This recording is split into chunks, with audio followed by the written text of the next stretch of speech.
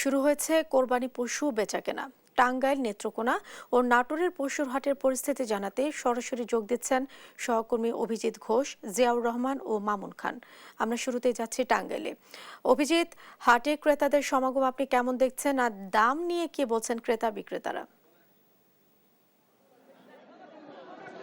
ইশিকা, আপনি জানেন যে টাঙ্গাইলে এই যে ৭৮টি এলাকাতে এই গরুর হাট বসে এবং এই গরুর হাটে ঈদকে কেন্দ্র করে ইতিমধ্যে বেচা বিক্রি শুরু হয়েছে। এবং আপনি জানেন যে এই টাঙ্গাইলের যে ৭৮টি হাট রয়েছে, সেই ৭৮টি হাটে এই যে প্রাণী সম্পদ থেকে মেডিকেল টিম গঠন করা হয়েছে। পাশাপাশি আমি যে হাটটি রয়েছি এটি টাঙ্গাইলের ভূয়াপুর উপজেলার গোবিন্দাসীর ঐতিহ্যবাহী গরুর হাট।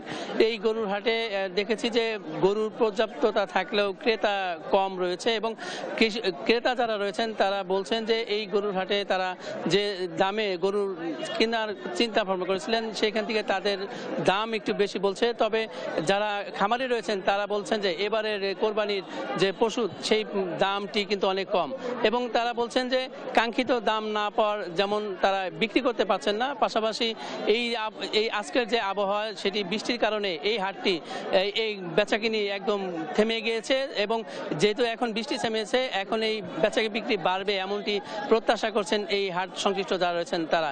এবং আপনি জানেন যে এই টাঙ্গাইলের যে এই গোবিন্দাসী গরুর হাটটি একসময় শত শত ট্রাক দেশের বিভিন্ন প্রান্তে চলে যেত, সেই হাটটি এখন আর আগের মতো নেই এবং বর্তমানে এই ইজারাদার বাড়তি যে ইজারা মূল্য, সেই ইজারা মূল্যতে কোনো ইজারাদার না পাওয়ার কারণে প্রশাসন সেটিকে প্রতি হাট প্রতি ইজারা দিচ্ছে। আমরা একটু কথা বলবো এই হাটের যিনি ইজারাদার রয়েছেন তার সাথে। এই আজকের হাটের কি অবস্থা, কেমন বেচা বিক্রি? ধন্যবাদ দেশ টিভিকে, অভিজিৎ দাকে। আসলে আপনারা দেখতে পাচ্ছেন এই ঐতিহ্যবাহী গোবিন্দাসী হাটের অনেক নাম রয়েছে। সারা বাংলাদেশে এক সময় এক নামে চিনত গোবিন্দাসী গরুর হাট। মাঝখানে কিছুদিন এই হাটের অবস্থা খুব খারাপ ছিল। এখন ইউনো মহোদয়ের মাধ্যমে আমরা খাস কালেকশন তার প্রতিনিধি হিসেবে কাজ করতেছি।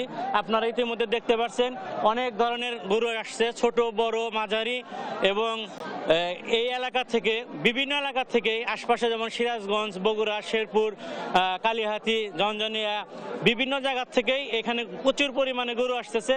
তুলনামূলক হারে অনেক ব্যাপারীও হাটে আসছে, কিন্তু আজকে একটু আবহাওয়া খারাপের কারণে, বৃষ্টির কারণে অনেক ব্যাপারী টানে চলে গেছে। এখন আবার বৃষ্টি ছাড়ছে, ইতিমধ্যে অনেক ব্যাপারী হাটে নামতেছে।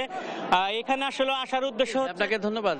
যেমনটি তিনি বলছিলেন যে আজকে যে হাটের যে বেচা বিক্রি সেটি তুলনামূলক বাড়ছে এবং আপনি জানেন যে আর কয়েকদিন পরে এই কোরবানি ঈদ শুরু হবে। ঈদকে কেন্দ্র করে হাটের যে বেচা বিক্রি সেটিও বাড়বে। এই ছিল টাঙ্গাইলের গরুর হাট থেকে আমার কাছে সর্বশেষ ইশিকা। অভিজিৎ, আপনাকে ধন্যবাদ। এবার আমরা চলে যাব নেত্রকোনায়, সেখানে রয়েছেন সহকর্মী জিয়াউর রহমান। জিয়া, বৃষ্টির কারণে হাটে লোক সমাগম আপনি এখন কেমন দেখছেন, আর দাম নিয়ে কতটুকু সন্তুষ্ট ক্রেতারা, আর কোনো মেডিকেল টিম গঠন করা হয়েছে কিনা জানাবেন। জেসিকা, আমি আপনাকে যদি নেত্রকোনার যে কুরবানির যে পশুর হাটগুলো রয়েছে, আমরা জেলা প্রশাসনের মাধ্যমে জানতে পেরেছি যে নেত্রকোনা জেলায় স্থায়ী এবং অস্থায়ী মিলিয়ে কিন্তু অন্তত ১৫০র মতো পশুর হাট কুরবানির ঈদকে সামনে রেখে কিন্তু বিভিন্ন উপজেলায় বসেছে। তো আমি আপনাদেরকে একটু জানাতে চাই যে গত ৩ দিন ধরে নেত্রকোনা জেলায় টানা যে ভারী বর্ষণ হচ্ছে, সেই বর্ষণের কারণে কিন্তু আজকে এই পশুর হাটগুলো তেমন একটা জমে ওঠেনি। বিশেষ করে আমি যদি বলি যে অনেক হাটেই কিন্তু কাদা পানি, হাঁটু পানি পর্যন্ত জমে গেছে। কৃষকরা তাদের যে গবাদি পশু, সেসব পশু নিয়ে কিন্তু তারা এই জন্য বের হতে পারেননি। এই জন্য বাজারগুলিতে পশু এবং ক্রেতা বিক্রেতার সংখ্যা খুবই কম। আরেকটি বিষয় যদি বলি, আমি একটু দেখাবো, এই মুহূর্তে আমি রয়েছি কেন্দ্র পৌরসভা যে পশুর হাট, সেই কেন্দ্র পৌরসভা পশুর হাটে আমি আছি। এখানে একেবারে খুব হাতে গোনা কিছু সংখ্যক লোকজন কিন্তু তারা গবাদি পশু নিয়ে এসেছেন। কারণ হিসেবে জানতে পেরেছি যে আজকে সকালেও কিন্তু এখানে একটু আগ পর্যন্ত ভারী বর্ষণ হয়েছে। এই মুহূর্তে কিছুটা বৃষ্টি থেমেছে, থামলে কিন্তু আবার বৃষ্টির সম্ভাবনা রয়েছে। আমরা একটু এখানকার একজন কৃষকের সাথে কথা বলবো। আচ্ছা, যদি একটু বলতেন যে হাটটা কেন জমেনি? বিসমিল্লাহির রহমানির রহিম। কেন্দ্র পৌরসভার মধ্যে একটা ঐতিহ্যবাহী বাজার, কেন্দ্র গরুর বাজার। ঈদের এই বাজারটি সুন্দর করে এই হেলিপ্যাড মাঠে জমে উঠে, কিন্তু 3 দিন টানা বৃষ্টির জন্য এই বাজারটি হ্যাঁ সুন্দরভাবে জমতেছে না। হ্যাঁ আমরা আশা করতেছি যে সামনের বাজারগুলো আরো সুন্দর করে জমবে। আমরা আরেকজনের কাছে একটু জানবো। আচ্ছা, আপনি একটু বলবেন যে ক্রেতা বিক্রেতা কেমন এসেছে? ক্রেতা বিক্রেতা এমনিতে 1টার পরে এসেছে, বৃষ্টি ছিল তো সকাল এই ভোর 6টা থেকে এই 11টা পর্যন্ত বৃষ্টি ছিল, বৃষ্টির জন্য ক্রেতা বিক্রেতা আসতে পারে নাই।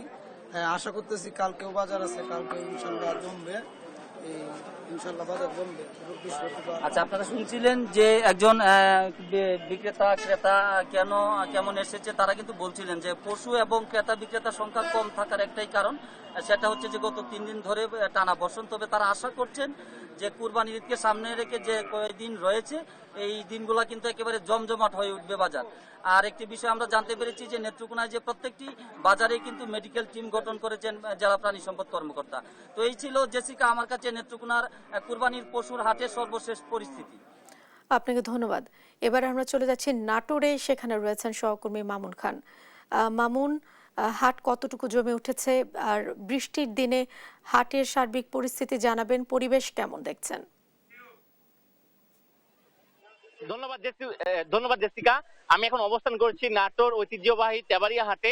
আপনারা জানেন যে 300 বছরের ঐতিহ্যবাহী উত্তরবঙ্গের বৃহত্তর এই তেবাড়িয়া হাট, এই হাটে এই এখন পর্যন্ত পরিবেশ সার্বিকভাবে নিরাপত্তা জোরদার করেছেন এবং পুলিশ প্রশাসন, সেনাবাহিনী, র্যাবের যারা আছে তারা কিন্তু এখানে সার্বিক নিরাপত্তার জন্য সার্বিকভাবে ব্যবস্থা নিচ্ছেন এবং তত্ত্বাবধান করছেন। আমরা আরো যদি জানিয়ে রাখি যে এই তেবাড়িয়া হাটের যে সাধারণ ক্রেতা বিক্রেতারা রয়েছে তারা কিন্তু এখানে ইতিমধ্যেই আপনার গরু কিনা বেচা সকাল থেকে শুরু করেছে। ঈদুল আজহার আর কিছুদিন বাকি রয়েছে, তার আগে কিন্তু ঐতিহ্যবাহী তেবাড়িয়া হাটে দেখা গেছে ক্রেতা বিক্রেতাদের উপচে পড়া ভিড়। আমি যদি দেখানোর চেষ্টা করি যে এই হাটে অতিরিক্ত অন্যান্য সময় চেয়েও বেশি সংখ্যক গরু, ছাগল তারা এবং ভেড়া, মহিষ এগুলো কিন্তু এসেছেন, তারা কিন্তু ক্রয় বিক্রয় করছেন। জেলা পানি সম্পদ বিভাগের তথ্য অনুযায়ী এবার এই জেলায় প্রায় 18,000 খামারে 5,27,টি পশু প্রস্তুত রাখা হয়েছে। এর মধ্যে নাটোরের জেলার চাহিদা পায় 2,75,000 পশু। বাকি পশু পাঠানো হবে দেশের অন্যান্য জেলায়, যার বাজার মূল্য ধরা হচ্ছে আনুমানিক 2,000 কোটি টাকারও বেশি। পশু হাটগুলোতে নিরাপত্তার জন্য পুলিশ প্রশাসন এবং জেলা প্রশাসনের পক্ষ থেকে সার্বিকভাবে তদারকি করা হচ্ছে এবং সকাল থেকে যেন এই হাটের মধ্যে যেন কোনো বিশৃঙ্খলা না হয় তার জন্য কিন্তু, এবং ইজারা যদি কেউ যদি বেশি নেয় তাদের জন্য কিন্তু ব্যবস্থা করছে সেনাবাহিনী। আমরা জেসিকা নাটোর থেকে সর্বশেষ দেখানোর চেষ্টা করছিলাম। আপনাকে ধন্যবাদ। দর্শক, পশুর হাটের খবরাখবর জানাচ্ছিলেন আমাদের সহকর্মীরা।